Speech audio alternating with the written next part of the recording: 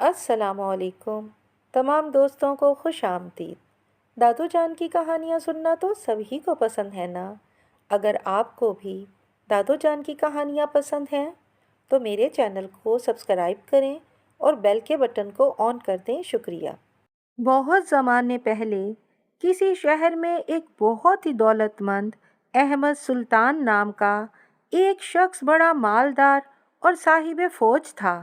لاکھ گھوڑے، 15 ہاتھی اور 900 قطار اونٹوں کی بار برداری کے واسطے اس کے در دولت پر حاضر رہتی تھی، پر اس کے لڑکا والا کوئی نہ تھا کہ گھر اپنے باپ کا روشن کرتا۔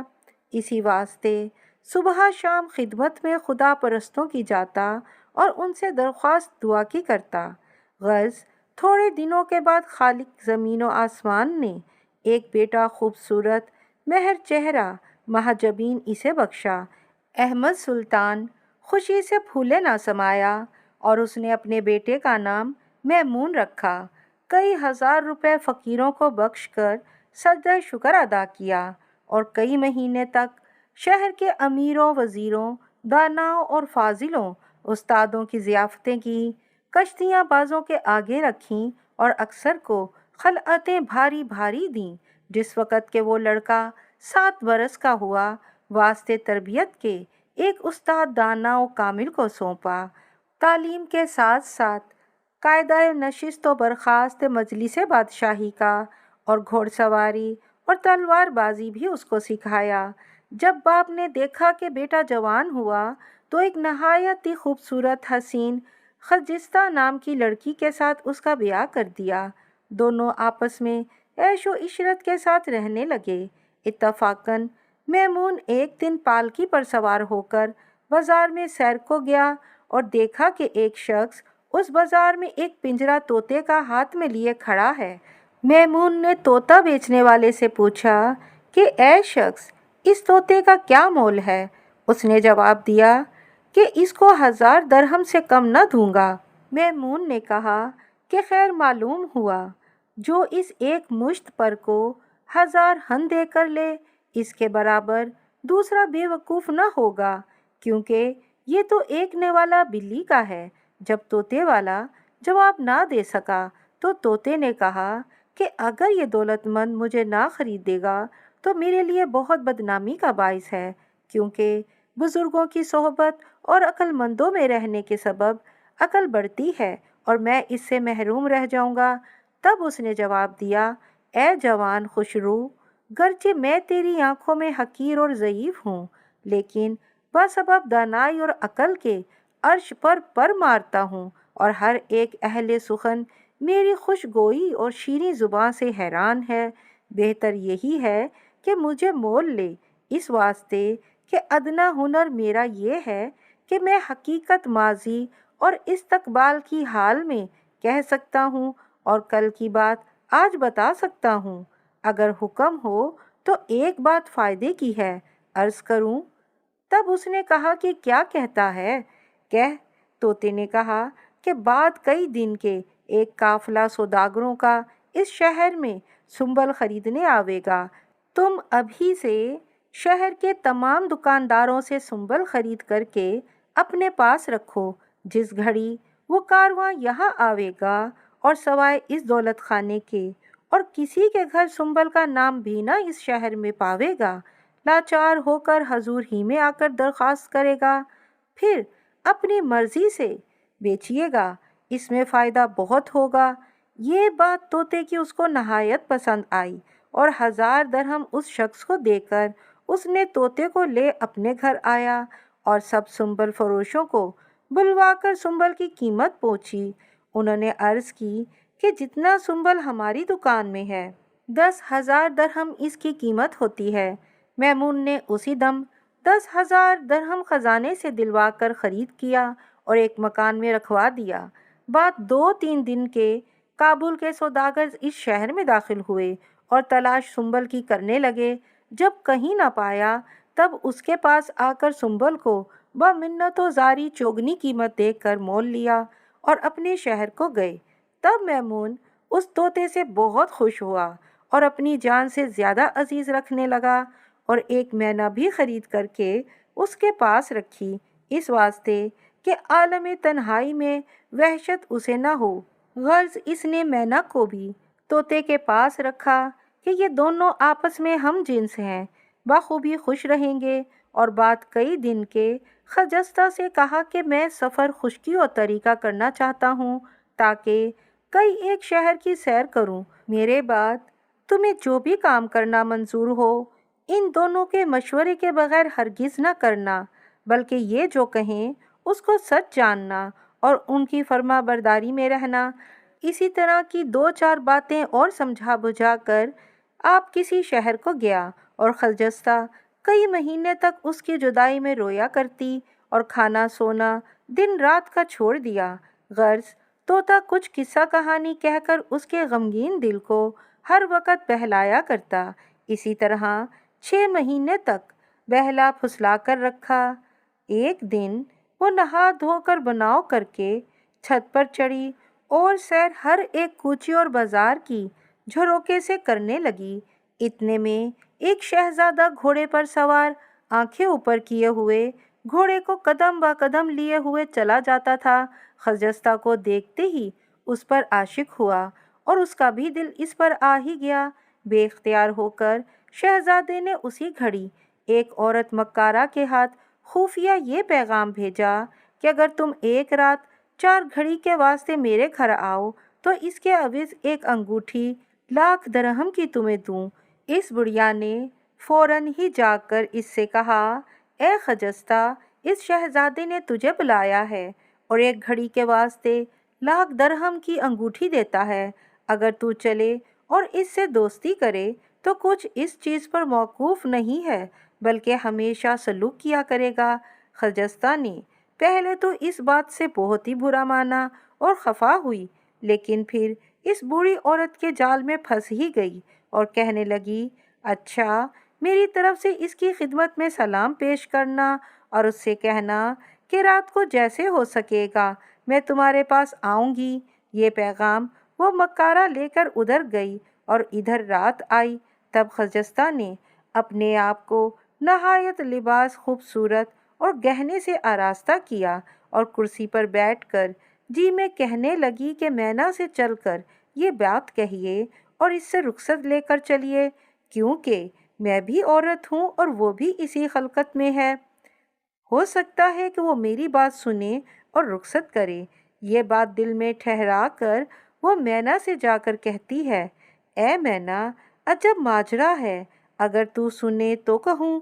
اس نے کہا کہ بی بی کیا کہتی ہو، کہو، میں بھی اپنے عقل کے مطابق عرض کروں گی۔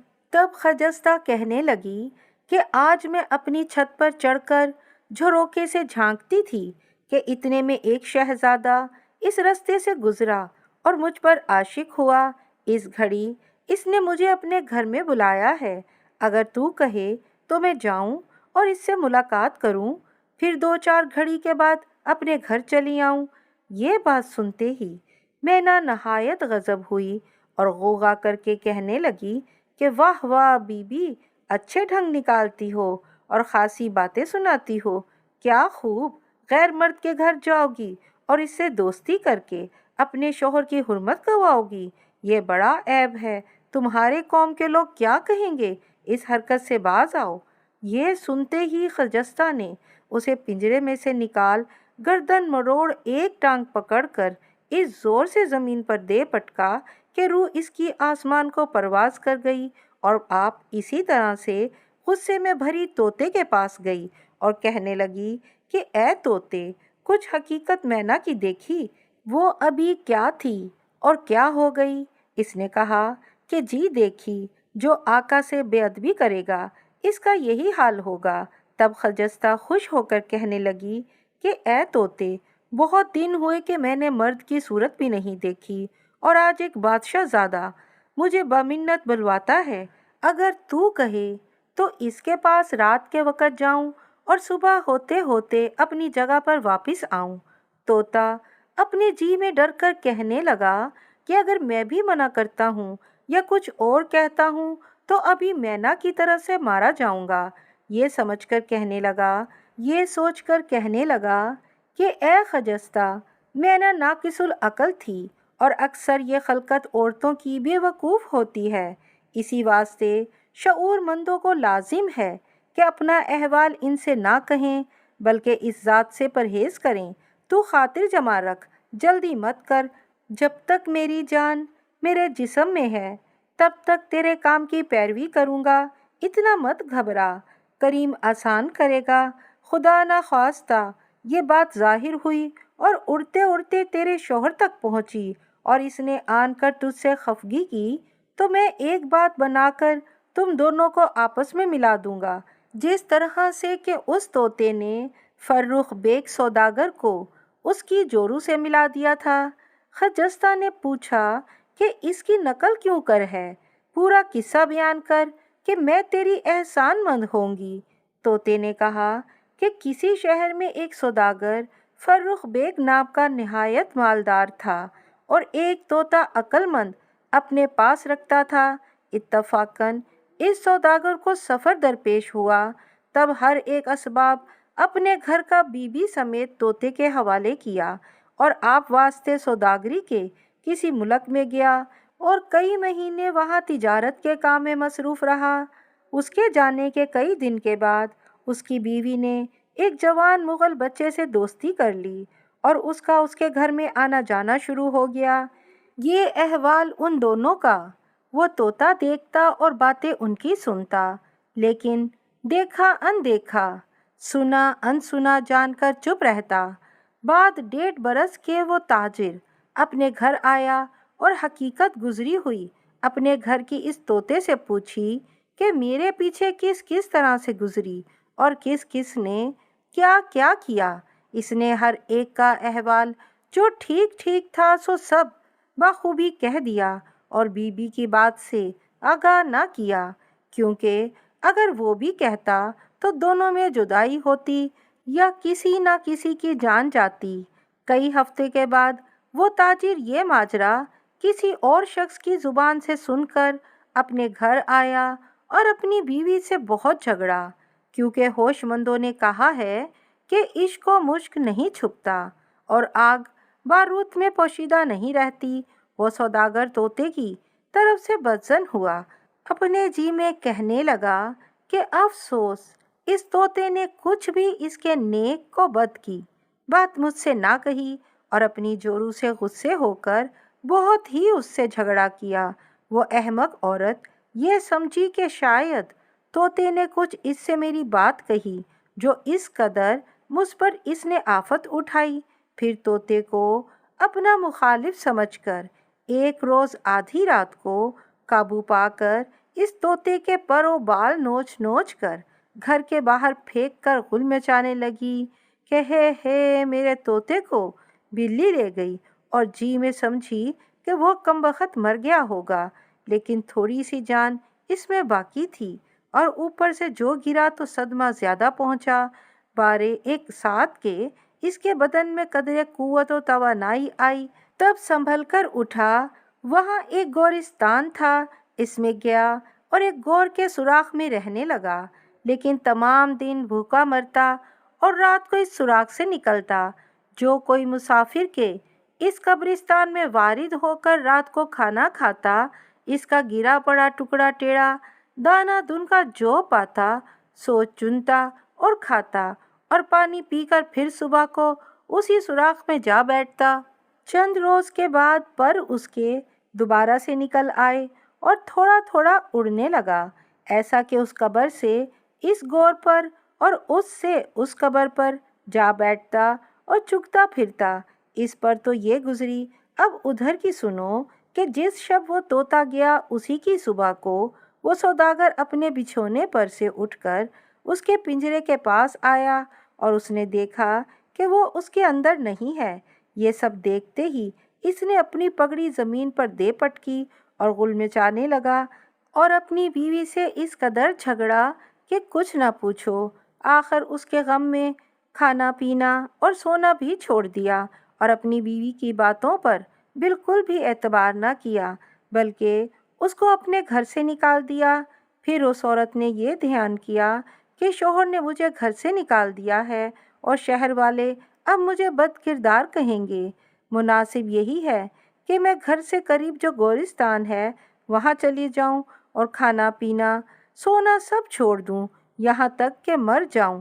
آخر کار ایک قبرگاہ میں گئی اور اسی قبر کے قریب بیٹھ گئی کہ جس میں طوطا رہتا تھا۔ رات ہوئی تو اس طوطے نے قبر کے سوراخ میں سے کہا کہ اے عورت، اپنے سر کے بال ایک استرے سے منڈوا اور 40 دن تک بغیر کھانا پینا کھائے اس قبرستان میں رہ کہ میں تیری تمام عمر کے گناہ بخشوں اور تجھ میں اور تیرے شوہر میں دوستی کرا دوں۔ وہ عورت اس آواز کو سن کر بہت متعجب ہوئی اور اپنے جی میں سمجھی کہ اس قبرستان میں کسی ولی خدا پرست کی قبر ہے، البتہ وہ میرا گناہ بخشے گا اور مجھ سے میرے خاوند کو ملا دے گا۔ اس بھروسے اپنے سر کو منڈوا کر اس قبرستان میں رہنے لگی۔ ایک روز وہ طوطا اس قبر سے نکل کر کہنے لگا کہ اے عورت، تو نے بغیر میرے کسی گناہ کے میرے پر اکھیڑے اور مجھے سخت تکلیف دی۔ خوب، جو ہوا سو ہوا، میری قسمت میں یہی تھا جو تو نے کیا، لیکن میں نے تیرا نمک کھایا ہے اور تیرا خاوند کی خرید ہوں۔ تو میری بیوی ہے اور تیری خدمت بخوبی کروں گا، اور وہ باتیں قبر کے سوراخ سے میں نے ہی کہی تھیں۔ تو یقین کر کہ میں راست گو ہوں، چغل خور نہیں کہ عیب تیرا تیرے خاوند سے کہتا۔ اب دیکھ تو سہی، میں تیرے شوہر کے گھر جاتا ہوں اور تجھ سے اس کو ملا دیتا ہوں۔ غرض طوطے نے یہ کہا اور اپنے آقا کے گھر جا کر اس کو سلام کیا اور آداب بجا لایا، پھر دعائیں دے کر کہنے لگا کہ عمر تیری بڑھے، دولت دو چند ہووے۔ اس نے کہا کہ تو کون ہے، کہاں سے آیا ہے جو اس طرح با ادب کھڑا دعائیں دیتا ہے؟ پھر آپ ہی پہچان کر کہنے لگا، اب تک کہاں تھا اور کس شخص کے گھر مہمان بنا؟ سب احوال اپنا با تفصیل کہہ۔ اس نے عرض کی کہ میں تیرا وہی قدیمی طوطا ہوں، مجھے بلی پنجرے سے لے گئی تھی، اسی کے پیٹ میں تھا۔ اس کے آقا نے کہا، تو پھر تو کیوں کر جی اٹھا؟ اس نے کہا کہ تم نے بے گناہ اپنی بیوی کو گھر سے بے گھر کیا اور باہ پکڑ کر نکال دیا۔ وہ اس سبب سے ایک قبرستان میں گئی اور 40 روز فاقے سے رہی، بے اختیار آہ زائری کی کہ حق سبحانہ تعالیٰ نے اس کی فریاد سن کر مہربان ہوا اور مجھ کو مردے سے زندہ کر کے کہا کہ اے طوطے، تو اس کے خاوند کے پاس جا اور ان دونوں کو آپس میں ملا دے، بلکہ تو اس کی عصمت پر گواہی دے۔ جب آقا نے یہ تمام احوال سنا تب بہت خوش ہوا اور اپنی جگہ سے اٹھا اور گھوڑے پر سوار ہو کر اپنی بیوی کے پاس گیا اور کہنے لگا کہ میں نے بے گناہ تجھے ستایا اور دکھ دیا، لیکن اب تو اس بات سے درگزر کر آپ میری خطا معاف کر دے۔ وہ راضی ہوئی، تب اس کو گھر لے آیا اور دونوں ہنسی خوشی سے اپنی زندگی گزارنے لگے۔ طوطے نے سوداگر کے طوطے کا قصہ تمام کر کے خجستہ سے کہا کہ اے خجستہ، تو اٹھ اور جلدی سے شہزادے کے پاس جا تاکہ تیرا وعدہ جھوٹا نہ ہو۔ اگر خدا نہ خواستہ یہ خبر تیرے شوہر تک پہنچے اور وہ تجھ سے خفگی کرے تو میں اسی سوداگر کے طوطے کی طرح صفائی کروا دوں گا۔ خجستہ اس کو سن کر خوش ہوئی اور قصد کیا کہ شہزادے کے پاس جاوے۔ اتنے میں صبح صادق کا سفیدہ ظاہر ہوا، جانا اس کا موقوف رہا۔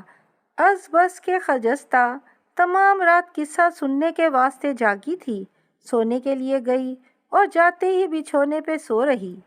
جب سورج چھپا اور چاند نکلا تب خجستہ اپنے بچھونے پر سے اٹھی، ہاتھ منہ دھو کر خوان کھانے اور میووں کے منگوائے اور کچھ کھایا، اور پھر قیمتی لباس پہن کر اور قیمتی سونے اور جواہر کے زیورات سے اپنے آپ کو آراستہ کر کے سچ مچ کی دلہن بنی اور 2 حسین و جمیل خواصاؤں کو ساتھ لے حشاش بشاش طوطے کے پاس رخصت لینے گئی اور کہنے لگی کہ اے طوطے، اگر تو اپنی مہربانی سے رخصت کرے تو میں اس کے پاس جاؤں اور آرزو اپنے دل کی نکالوں۔ طوطا کہنے لگا کہ اے خجستہ بانو، تو خوش ہو اور اندیشہ مت کر کہ میں تیرے کام کی صحیح اور جستجو میں لگ رہا ہوں۔ قریب ہے کہ میں تجھے تیرے محبوب کے پاس پہنچاؤں، لیکن تجھے لازم ہے کہ تو بھی دوستی اور محبت اس کی اپنے جی میں رکھے، جس طرح سے کہ ایک پاسبان نے بادشاہ تبرستان کی عقیدت اپنے دل میں رکھی اور اس کے عوض دولت بے شمار پائی۔ خجستہ نے پوچھا کہ اس کا کیا قصہ ہے، بیان کر۔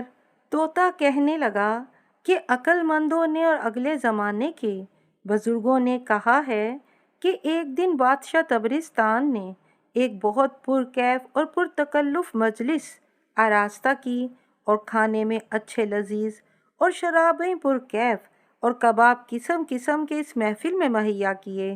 شہزادے، وزیر، امیر اور حکیم، استاد، بلکہ جتنے صاحب کمال اس شہر کے تھے حاضر ہوئے۔ کھانے انہوں نے کھائے اور شرابیں پی کہ اتنے میں ایک شخص اجنبی اس محفل بادشاہی میں بے دھڑک چلا آیا۔ تب ہر ایک اہل مجلس نے پوچھا کہ اے مرد بیگانہ، تو کون ہے اور کہاں سے آیا ہے؟ اس نے کہا کہ میں شمشیر زن اور شیر گیر ہوں، اور تیر اندازی بھی ایسی جانتا ہوں کہ میرا تیر سنگ خار کو پھوڑتا ہے بلکہ پہاڑ کے بھی پار ہوتا ہے۔ سوائے اس سپاہ گری کے ہر ایک فن سے واقف ہوں اور بہت سی حکمتیں جانتا ہوں۔ پہلے امیر خجند کے پاس نوکر تھا، جب اس نے میری قدر کچھ نہ کی اور کاریگری نہ سمجھی، تب اس کی چاکری چھوڑ کر بادشاہ تبرستان کے پاس آیا ہوں۔ اگر وہ مجھ کو رکھے تو رہوں گا اور ہر ایک وقت جاں فشانی کے لیے تیار رہوں گا۔ تبرستان کے بادشاہ نے جب یہ احوال سنا تو اپنے نوکروں اور اہلکاروں کو حکم دیا کہ اس کو خدمت پاسبانی کی دو، اور بعد دریافت ہونے کے جو کہ اس کے حق میں مناسب ہوگا سو کیا جائے گا۔ بموجب حکم بادشاہ کے ارکان دولت نے اسی وقت اسے خدمت پاسبانی کی دی۔ چنانچہ وہ شام سے تا صبح ہر ایک شب دولت خانے کی خبرداری کے واسطے جاگتا اور کھڑا ہو کر بادشاہ کے محل کو دیکھا کرتا۔ اتفاقاً ایک شب آدھی رات کو بادشاہ بالا خانے پر کھڑا ادھر ادھر پھرتا تھا۔ نگاہ اس کی اس پاسبان پر پڑی، دیکھا کہ ایک شخص مستعد کھڑا ہے۔ تب اس نے پوچھا، اے شخص، تو کون ہے جو اس وقت اس محل سرا کے نیچے کھڑا ہے؟ اس نے عرض کی، آقا، میں پاسبان اس دولت خانے کا ہوں، خبرداری کے واسطے اس محل سرا کے کتنے دنوں سے شام سے صبح تک حاضر رہتا ہوں، اور امیدوار تھا کہ جمال مبارک حضرت کا دیکھوں اور اپنی آنکھیں روشن کروں۔ بالآخر آج کی شب قسمت نے یاوری کی کہ دیدار آقا کا دیکھا اور دل کو شاد کیا۔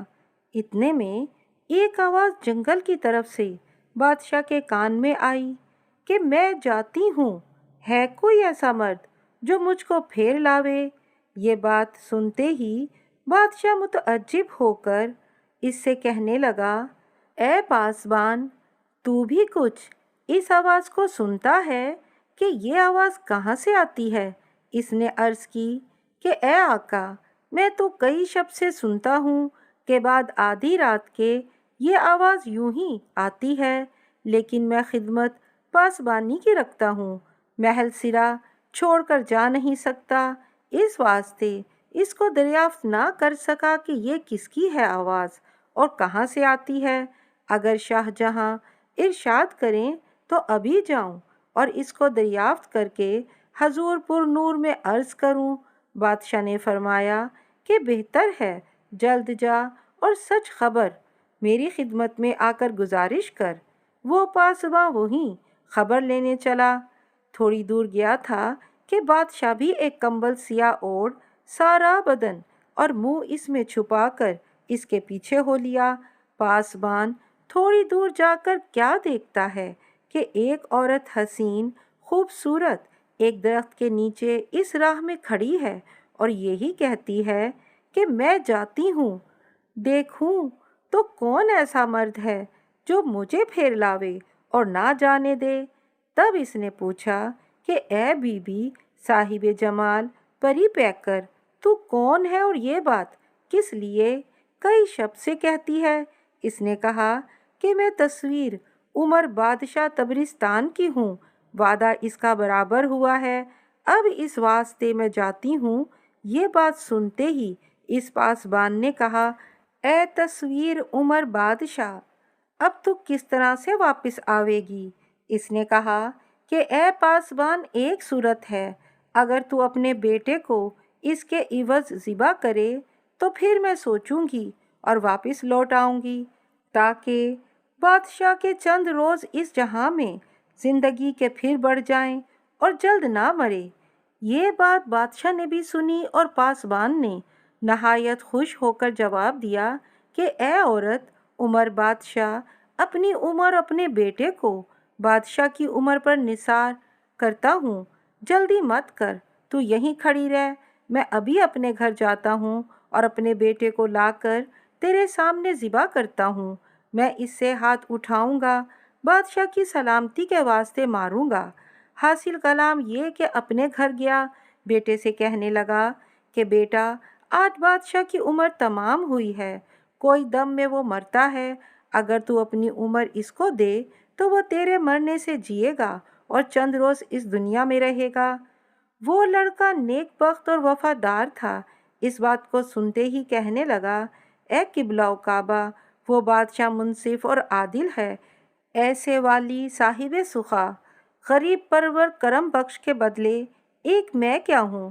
اگر تمام گھر تمہارے کام آوے تو تم پیچھے نہ ہٹنا، کیونکہ ایک مجھ سا نا چیز اگر اس کے صدقے ہوا تو ہوا، وہ جیتا رہے گا تو ایک عالم کو پرورش کرے گا، بہتر یہی ہے کہ مجھے جلد لے چلو اور اس کے اوپر صدقے کرو تو میں سعادت دارین حاصل کروں، کیونکہ ایک تو آپ کا کہنا اور دوسرے ایسے بادشاہ پر نثار ہونا، اس سے بہتر بات میرے واسطے اس جہان میں اور کوئی نہیں۔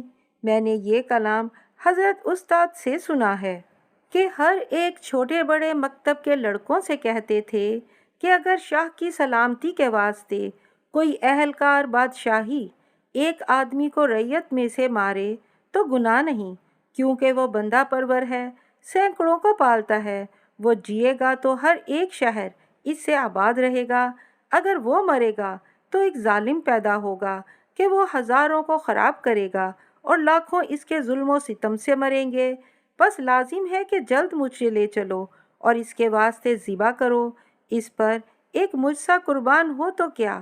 آخر وہ پاسبان اپنے بیٹے کو اس عورت کے پاس لے گیا اور اس کے ہاتھ پاؤں باندھ جھک کر ایک خنجر سے چاہتا تھا کہ اس کا گلا کاٹے کہ اتنے میں اس عورت نے اس کا ہاتھ پکڑ لیا اور کہا کہ اے پاسبان، اپنے بیٹے کو ذبح مت کر اور گلا اس کا مت کاٹ، حق تعالیٰ کو تیری ہمت پر رحم آیا اور مہربان ہو کر مجھے پھر 60 برس کا حکم کیا کہ بادشاہ کے جسم میں رہ۔ جس وقت اس پاسبان نے اس خوشی کی خبر کو سنا، بہت خوش ہوا اور اسی گھڑی بادشاہ کو خبر دینے چلا۔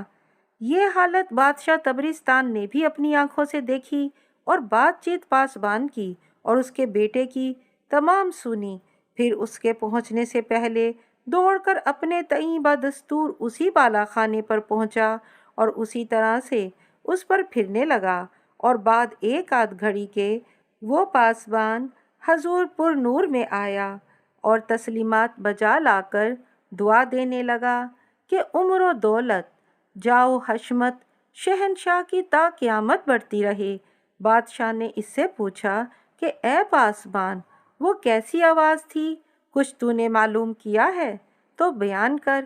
اس نے دست بستہ ہو کر عرض کی، اے آقا، ایک عورت حسین اور صاحب جمال اپنے خاوند سے لڑ کر اس جنگل میں نکل آئی تھی اور ایک درخت کے نیچے اس راہ میں بیٹھی رو رہی تھی اور با آواز بلند یہی کہتی تھی کہ میں نہ رہوں گی۔ تب میں اس کے پاس گیا اور میٹھی میٹھی باتوں سے بہلایا اور اچھی اچھی باتیں سمجھا بجھا کر اس کے شوہر سے ملا دیا، دوستی ان دونوں میں کروا دی، اور اس نے مجھ سے اقرار کیا ہے کہ میں 60 برس تک اپنے شوہر کے گھر سے نہ نکلوں گی۔ بادشاہ نے یہ دانائی اور جاں فشانی اس کی اور جرت اس کے بیٹے کی دیکھی تھی۔ فرمایا کہ اے پاسبان، جس وقت تو اس کی خبر لینے چلا تھا میں بھی تیرے پیچھے پیچھے موجود تھا۔ سب سوال و جواب تیرے اور تیرے بیٹے کے اور اتوار اس عورت کے اپنی آنکھوں سے اور کانوں سے دیکھے اور سنے۔ خیر، اگرچہ اگلے وقت میں تو محتاج اور غریب، ذلیل و پریشان تھا اور اب میری پاسبانی میں نوکر ہوا تھا، انشاءاللہ تعالی روز بروز بہبودی اور ترقی تیری ہوگی اور گھڑی با گھڑی سلوک پر سلوک کروں گا۔ خدا کے فضل سے نہایت تو اونچے مقام پر پہنچے گا۔ یہ کہہ کر بادشاہ آرام کرنے گیا، بسات عیش پر سو رہا۔ بعد 2-4 گھڑی کے صبح ہوئی، بادشاہ تخت پر نکل بیٹھا اور پاسبان کو یاد کیا، پھر سب وزیروں، امیروں اور اہلکاروں کو جمع کر کے یہ فرمایا کہ اے حاضران پائے تخت، میں نے اسے بخوشی تمام اپنا ولی عہد کیا اور مال و اسباب و خزانہ سب اپنی رضامندی سے اسے دیا۔ طوطے نے یہ کہانی تمام کی کہ اتنے میں صبح ہوئی اور آفتاب نکلا۔ جانا خجستہ کا موقوف رہا، کیونکہ تمام رات بادشاہ تبرستان اور اس بادشاہ کی کہانی کے سننے سے خمار آلودہ ہو رہی تھی، جاتے ہی پلنگ پر سو رہی